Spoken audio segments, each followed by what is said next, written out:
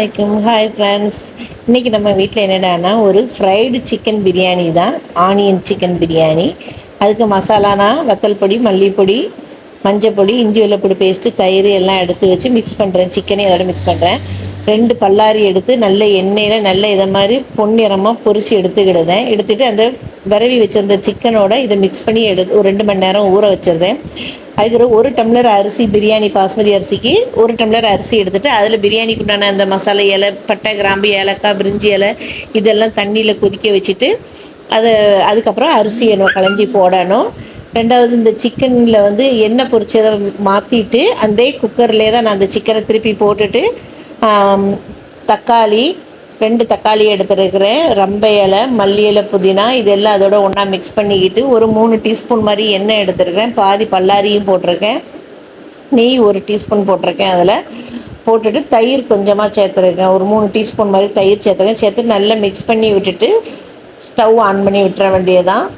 தீ வந்து மீடியத்தில் வச்சு நீங்கள் குக் பண்ணுங்கள். இது அடி பிடிச்சிடாமல் பார்த்துக்கிடுங்க.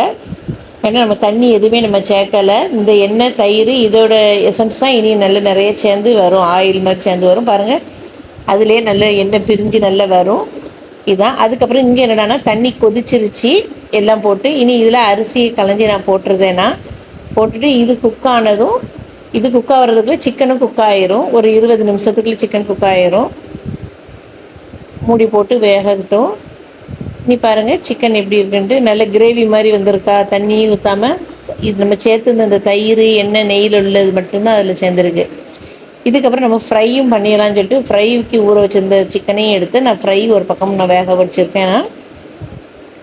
இதுக்கப்புறம் நம்ம சிக்கன் இதில் நல்லா வெந்துருச்சு. 20 நிமிஷத்தில் சிக்கன் வெந்துருச்சு. இனி இதில் பாதி சிக்கனை வேற ஒரு பாத்திரத்தில் மாற்றி எடுத்துக்கிட்டு, ஏன்னா ரைஸை வந்து நம்ம 2 சைடாக நம்ம அடுக்க போகிறோம், ஸ்டெப்பாக அடுக்க போகிறோம். அப்போ ரைஸும் வெந்துருச்சு. இனி சிக்கன் பாதியை எடுத்துட்டு இனி இது சமமாக வச்சுக்கிட்டு இதுக்கு மேலே நம்ம வெந்திருக்க சோறை அது மேலே லேசாக எடுத்து போடுறோம். ரொம்ப கரண்டியை வச்சு கிளறிடாதீங்க, பிறகு சோறு உடஞ்சிரும். இதை மாதிரி போட்டுக்கிடுங்க. போட்டுக்கிட்டு நான் மல்லி இலை, புதினா கீரை இதெல்லாம் கட் பண்ணி வச்சுருக்கேன். அதையும் இது மேலே தூற்றிக்கிடுதேன். தூற்றிட்டு 2வது ஸ்டெப்பும் அதே சிக்கன் கறியை அது மேலே தூக்கி வைக்கிறேன். வச்சுட்டு அதுக்கு மேலேயும் திருப்பி நான் ரைஸ் எடுத்து திருப்பி போட்டுட்டு மேலே ஒன்றா சமமாக பரத்தி விடுதேன்.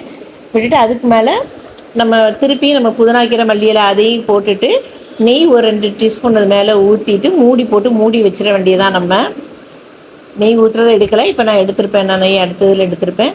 அதையும் அதில் ஊற்றி மூடி வச்சுருங்க. மூடிட்டு இங்கே சிக்கன் இங்கே ஃப்ரை ஆகிடுச்சு. இதுக்கு நான் சைடிஷ் வந்து நான் சம்பல் மட்டும்தான் வச்சுருக்கேன். இன்றைக்கி எங்கள் வீட்டு மத்தியான சாப்பாடு இதுதான்.